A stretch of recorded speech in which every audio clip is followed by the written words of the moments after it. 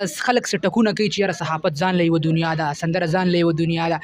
هر هغه څوک چې هغه د صحافت په ایتکس په اقدارو په بنیاد باندې پوه نه دی او مایک او کیمرې راغستې دي، دا د صحافت دپاره د ټولو نه زیات نقصان ده دا سړی دی.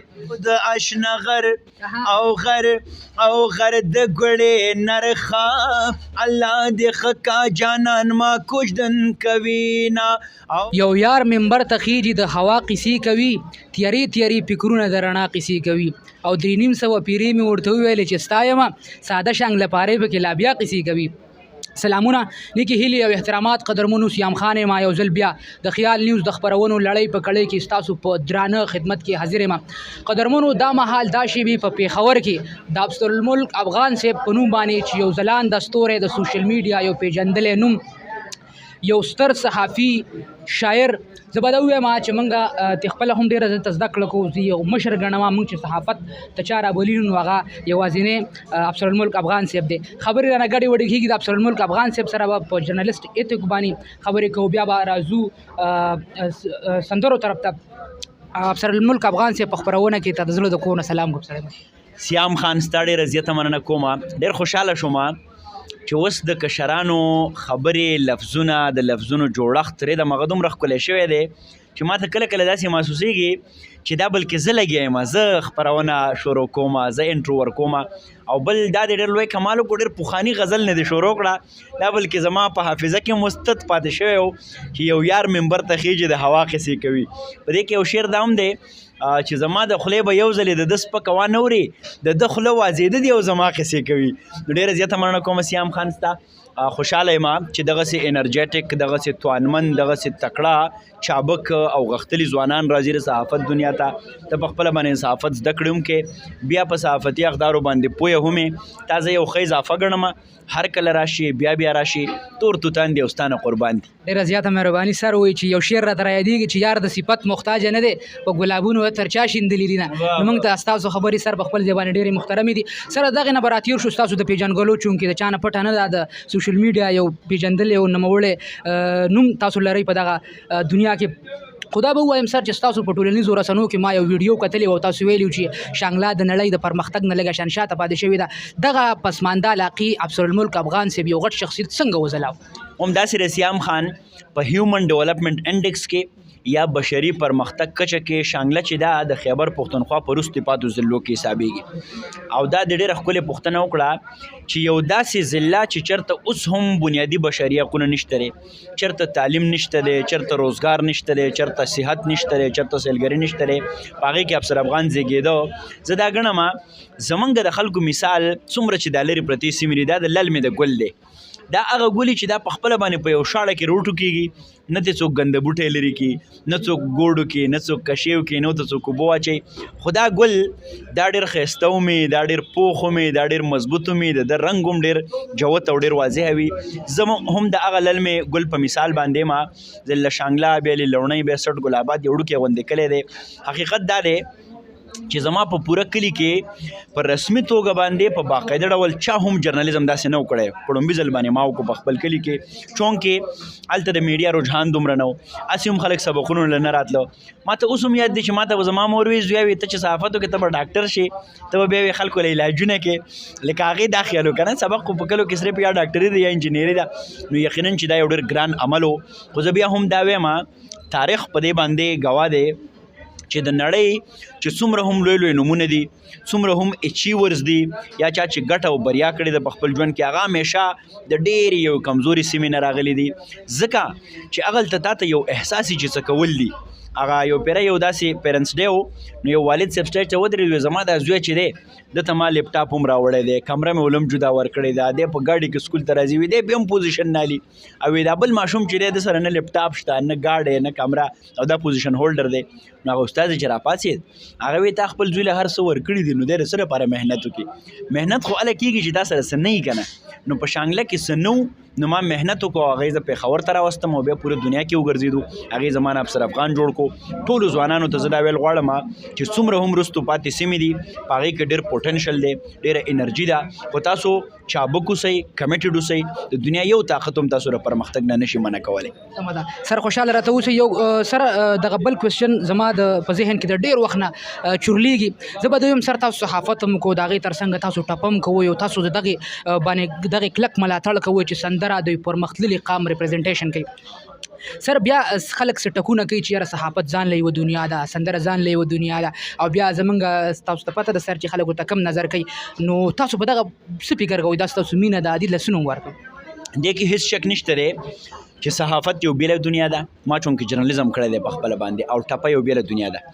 صحافت چې دی دې ته وایي لیټریچر ان هری، دا هم ادب دی خو په تادی کې ادب دی. یعنی زمونږ همیشه ایونټ بیس ریپورټنګ اکثر خلک په صحافت کې کوي 5 Ws 1 H، سو چرته و څوک و څه مسله وه په دې کې څه وشو. بیا بل طرف ته ټپه چې ده نو دا کریټیو آرټ دی یا کریټیو انډسټري ده. دا دوه جدا جدا اړخونه دي کې هېڅ شک نشته دی.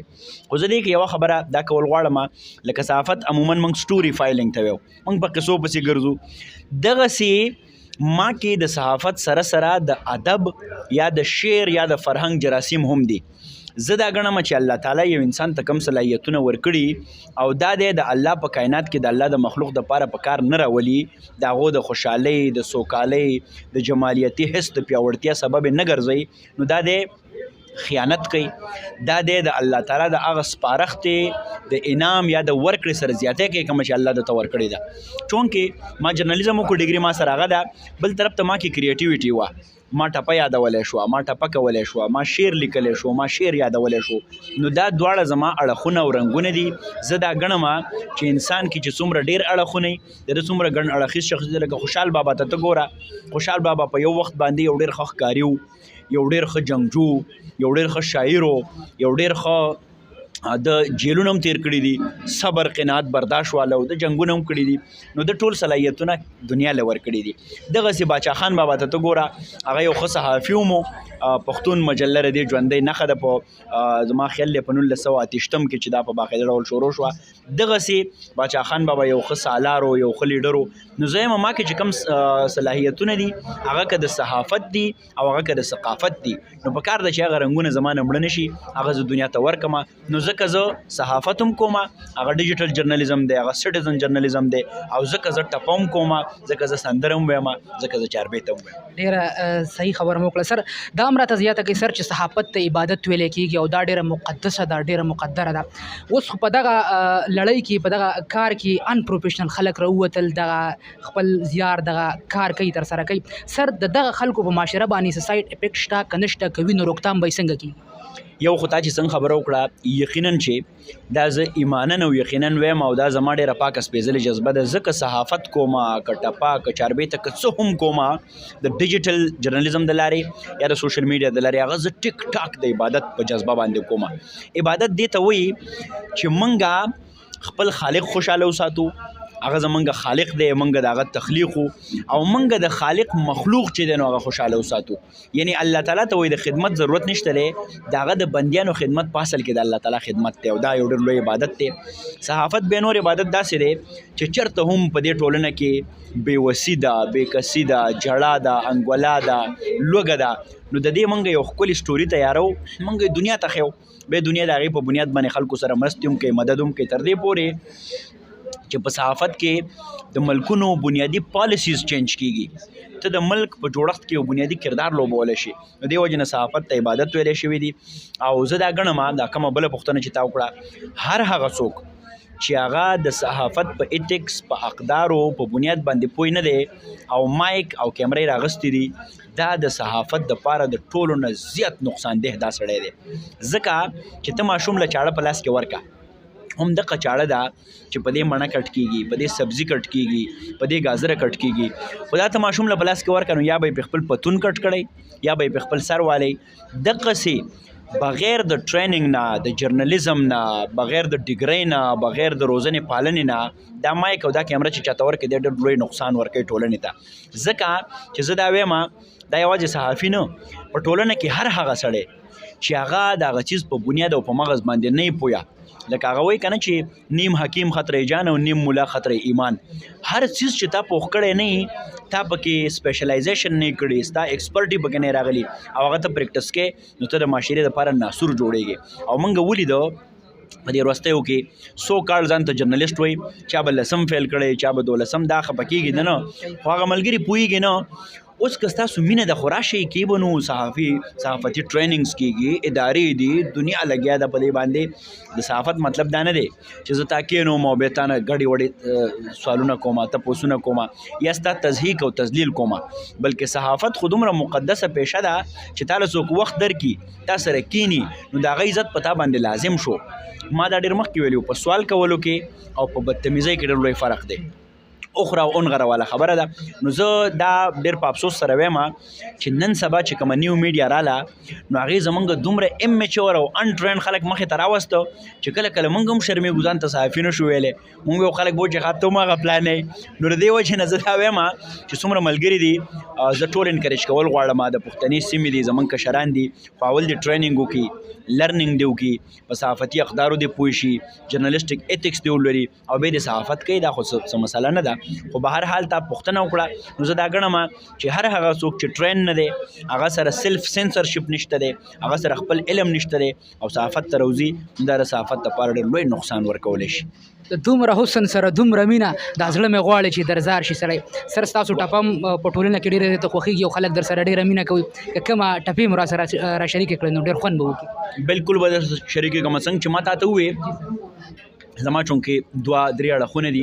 یو صحافتي اړخ و، هغه موږ پې دا مرکه وکړه، خبرې پې وکړې. بل زمونږ د کریټیو آرټ اړخ دی، ټپه، شعر، نیمکۍ بدله، نو دغه سره مونږ لګیا او هلې ځلې کوو.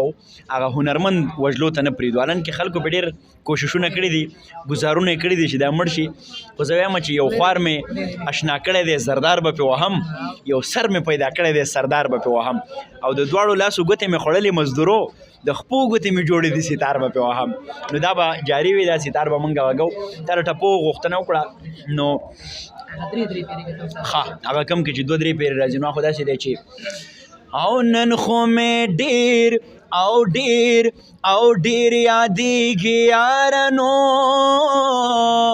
خدای دې ناڅاپه چرته راوله میانا، او دا چې سندرې او درې مې خوږې دي، زه سندر بولې خاپرې ښکل کړی یم، او پتا دې هیڅ نه کېږي یارا، ما دې رب واخلي چې خبره خلاصه شي، او ته به مې یو ځای بل ځای ګورې، زما بستا دیوال ته سا ختلی وینا، او د اشنا غر او غر د ګړې نرخه، الله دې ښه کا جانان ما کوژدن کوینا، او اوس به د بل چا سره ګرځي، ورته به وایي چې مین در باندې یما، او یاره تیرے توری تلاس کا سپینه مرے بستا پخپو کی غزوما، او په مخ مې او ما وها خوږېږم، پوزه مې پرې کچې پتا مینې دما، او پردی وطن دی ماس خو تندی نو، او د پرهرونو نه سندرې جوړوما. سر مرګ دی نه ډېره زیاته مهرباني. سر یو بل پوښتنه به کوم سر، بیا کوم څه ذهن کې راتللو هغه به کوو، د هغې نه پس ته به اجازت غواړو. سر دا راته ووایئ چې تاسو څنګه چې ستاسو دعوه ده چې ټپه سندره په ماحول باندې ډیپینډ کوي، په کم چاپېرچل کې چې سندره ژوندۍ، نو هغه خلک به د پرمختګ په لوري باندې ځي، چې واقعي خبره ده چې په کم ریسرچ په بیس باندې سره موږ وګورو په کم خیوات کې چې سندره نه وي، په هغه خیوات کې د خونړي فکرونو راځي. سر تاسو ټپه وکړه، تاسو ګلپاشي وکړله، تاسو رباب پاشي وکړله، هر ځای کې مو ټپه خوراک کړله، د پښتون کلچر مو نړۍ ته وښوده. سر تر دې دمه تاسو څومره چینج ایولوشن په ټولنه کې راوست؟ او دا هم ډېره بنیادي او ډېره ښکلې پوښتنه ده. وایي داسې څوک دی چې زما په رنګ کې رنګ شي، داسې څوک دی چې د جنګ سره په جنګ شي، او دا به څوک وي چې به تا له ما جدا کړي، دا به څوک وي چې د دې دور او رنګ شي. تا چې کومه خبره وکړه، یو خو یونسکو یوه ډېره اتنټک اداره ده او د هغې یوه څېړنه ده. هغه وایي چې د دنیا 11% چې څومره هم اکانومي ده، معاش دی، یا په ساده پښتو کې د پیسو چورلک دی، نو هغه د کریټیو انډسټرۍ د لارې کېږي. کریټیو انډسټري څه ته وایي؟ ټپې ته، شعر ته، د قدر جامو ته، غټو روجو ته، زمونږ چارسدوالو څپلو ته، د سوات سلامپوري کمبل ته، د څرمنې نه جوړ شوی کار، دا ټوله کریټیو انډسټري ده. تبله جوړول، رباب جوړول، ستار جوړول، دا هم کریټیو انډسټري ده. یعنی د دنیا 11% اکانومي یا د خلکو معاش چې دی نو هغه په دې څیزونو باندې اډانه لري. نو ګوره که دا ته زیات کې، دا ته په پوره دنیا کې د کروړو خلکو ته روزګار ورکولی شي. هغه وایي چې د دې جنګونو نه د تېر عمر حساب اخلمه، ما سره کور کې یو ټوپک دی پیرباب اخلمه. یو خو دا خبره ډېره زیاته مهمه ده چې ته وایې دا بدلون څنګه راځي. نو یو خو د دې سره نیغ په نیغه بدلون راځي.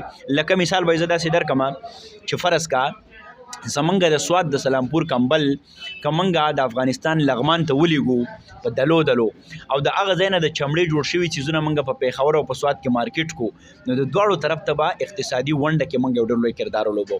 یا که مونږ د هغه ځای نه فرض کا د توت هلته لرګی کېږي چې د هغې د ډډ نه بیا ستار ډېر ښه جوړېږي، رباب ډېر ښه جوړېږي، هغه مونږ د قندوز نه راوړو، هغه مونږ د کابل نه راوړو او په پېښور کې مارکیټ کو، په ډبګرۍ کې ترې ربابونه جوړ کو، او هغه به یې مونږ انډیا ته ولیږو، بینکاک ته ولیږو، امریکې ته ولیږو، نو مونږ یو بلها خلکو له روزګار ورکولی شو.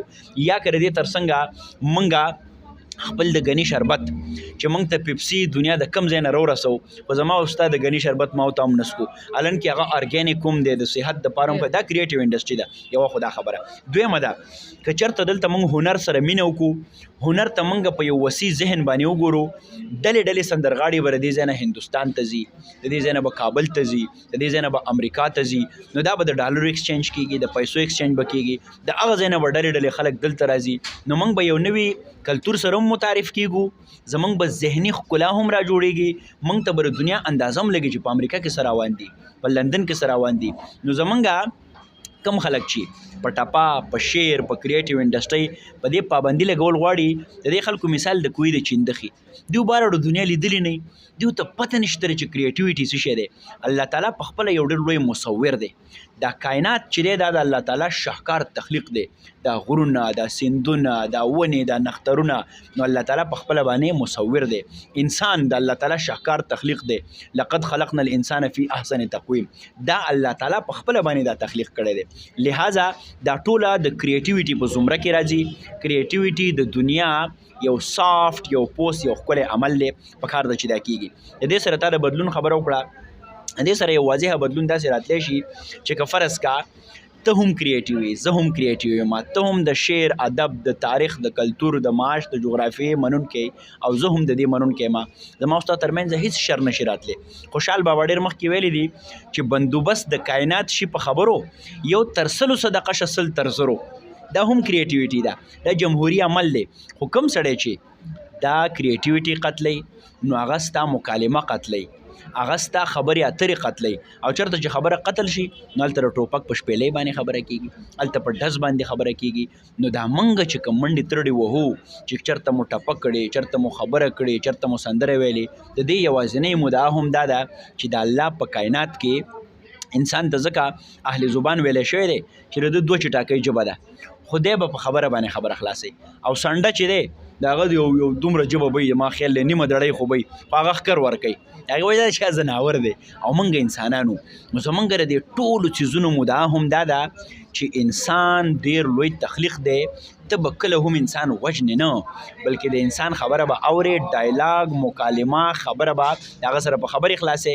دغه کریټیویټي ده، دغه آرټ دی. او اقبال شاکر صاحب وایي چې دا نه چې څوک د خپلې نظریې بدلې کړي، خو لږې د منفي رویې بدلې کړي. نو زه دا وایم چې سندره، شعر، ټپه، کلتور زمونږ کریټیویټي دا نیګیټیویټي ختموي، دا منفي سوچونه ختموي، دا په معاشره کې ښکلا پیدا کوي، دا په معاشره کې مینه پیدا کوي. نو په دې وجه مونږ د ټپې په ځای کې د سندرې په ځای کې بیا د یارې ښکار کېږو نه چې څوک خبره کوي چې کریټیویټي نو ته وایي چې یاره جي بس دا خو بس جو زمونږ روزګار دی او جو بل څه لار نشته نه مونږ ویو چې دا مونږ د یو مقصد دپاره کوو مونږ دنیا ته د دې د لارې د امن د مینې د ورورولۍ او د انسانیت پیغام ورکوو او مونږ دا ویو چې حقونه د هر یو که په هر بل باندې هم ګران شي نشته څه اندازه چې څومره ښکلی به جهان شي او توبه خدایه توبه خو بیا هم څه به نو تاوان شي د دې ځمکې په مخ که چېرې هر سړی انسان شي. سر دا هم راته زیاده کا زه داسې اورم په ټولنه کې چې پښتانه پن خوښوي خو پنکار نه خوښوي هم په دې 2022 شروع کېدونکي خلکو کې څه چینجز راغلي د ټپې سره هغسې مینه کوي که نه کوي څه فکر کوئ تاسو؟ دا غني خان بابا په خپل کتاب دی پټان کې لیکلی دي او هم داسې وه کم چې ما په شورو کې لیدلی وه زه چې کله د هنر ته رالم خو دا خبره اوس زه کوم او زما خیال دی دا به ډېره غټه دعوه خو بس وبه یې کمه چې ما چې څومره ولیده که نه اوس پښتانه فن هم خوښوي او فنکار هم خوښوي یعنی زه چې چېرته لاړ شم ته یقین وکړه ما سره چې څومره مینه کېږي ما ته زه لکه توبه استغفار چې ته یقین وکړه زه مثلا سپینګیري ووینم هغو سپینه ږیره د هغو عمرونه هم ډېرې هغه راشي بچی په خیر داسې ټینګه غاړه راکړي چې هغه ورځ په قلبه پسې وي هغه ورځ ګړوانج سره ولاړ وي هغه ورځ د شملې شاربلې هغه ورځ په حجره کې ناست وي هغه ورځ د ګودر خبره کوله دا هغه فکر دی چې اوس خلک د فن سره سره فنکار هم خوښوي هغه ورځ دی یو مشر راته راغی وی چې یاره دا هر څه به کېږي وی ما ته په ژوند کې چېرته ټپه نه ده یاده شوې خو ته په اشنغر کې د ګوړې په ګاڼۍ کې ولاړ وي او وی تا شروع د دې ټپې نه وکړه چې د اشنغر د ګوړې نرخه الله دې ښه که جانان ما کوجدن کوي نو وی بیا چې د دې کومه تا تشریح وکړه دا چې بیا تا کومه وڅېړله ویره بچیا وي خدای دله ډېر عمر درکړه یعنی دا اوس هغه خبره زه کومه چې خلک فن هم خوښوي فنکار هم خوښوي خلکو ته پته لګي چې رښتیا څه دي او هغه ما ډېر مخکې لیکلي چې دلته په چا پسې قصې نه کېږي چې به په تا پسې قصې نه کېږي او افغان ستا قصې رښتیا وي او په رښتیا پسې قصې نه کېږي نو رښتیا چې خلکو ته ورسي خلک یې خوښ کړي او دغه سلسله به هم دغسې روانه رب دې ژوندی لره سره د ټیم راکولو د یو نړۍ مننه کوم ډېره مینه او احترام سیام خان ستا هم ډېره زیاته مننه کومه او زه یقینا دا وایم چې زه خوشحاله شوم زه یو وخت کې خفه شوی وم چونکې ډېر غیر معیاري صحافیانو سره کله کله زمونږ لیده کاته وشي صحافیان خو ته نه شو ویلی خو چا چې مایک او کیمرې شوق چې دا راوالي نو ما دا خیال و چې زه د انټرویوګانو نه بس کومه ځکه چې ما ته خامخا هفته کې 2-3 ټلیفونونه کېږي چې راځه انټرویو کو نو ما وی چې یاره خلک پوهېږي نه له د مایک د نیو چل ورځي نه کیمرا او بس راځي او هر چا خولې ته یې نیسي که نه نو ما بس کړي خو ستا د ډېر ښکلي انداز د ډېر سوبر انداز د ډېر دروند انداز زه بیا وهڅولم چې زه د کشرانو سره کښېنم هغو سره خبرې وکړو د هغو تربیت وکړو نو بهرحال ستا هم ډېره زیاته مننه کوم هر کله راشي او ستا صحافتي ښه سفر ته خوشبینه یم او سترګې په لارې یم چې یو ښه صحافي به درنه خېږي ډېره زیاته مننه کوم قدرمنو دا زموږ خپرونه د افسر الملک افغان صاحب سره چې تاسو وکتله د بل پروګرام پورې خپل رور سیام خان له اجازت ورکړي چېرته چې مې ښه د باد بریالي اوسئ